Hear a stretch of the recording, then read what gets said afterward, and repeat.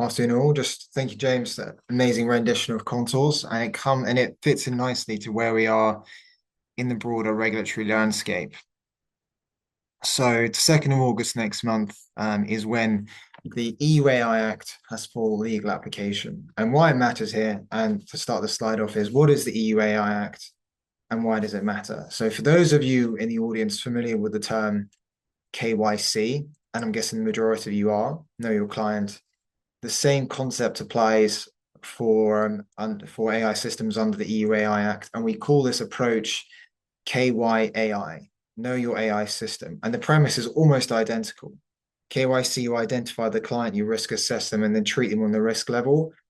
It's exactly the same with the EU Act. You identify your systems, and we'll cover the legal definition in a minute.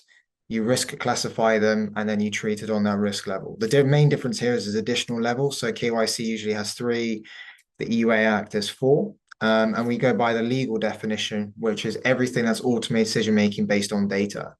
So by virtue of the broad definition, it covers everything from LLMs, models, algorithms, and prompts. So any Excel macros, for example, or anything involving automation of data, algorithmic trading is an obvious example there. That would then bring you within scope. So we know we've mentioned MiFID II. We'll cover that a lot. And the algorithmic trading provisions under that would they're almost certain to be classed as AI systems under the EUAI Act. But why does it apply at the asset management industry is really interesting in this sense because it's the value chain, the supply chain is really broad. So, for example, any UK domiciled manager affects EU clients. So UCITS fund holders, say in Luxembourg or Ireland. It's cross-border. So AI systems, the flow of information and data is cross-border by nature. So it's almost, if you think of financial instruments as products, as MiFID II did, then the conceptualization with this is very similar. AI systems are viewed as products and they're cross-marketed, which means different people along the value chain. So if someone trains the model, then another person markets it, another person handles the importing of them. All of them, by virtue of this, are then brought within the landscape there.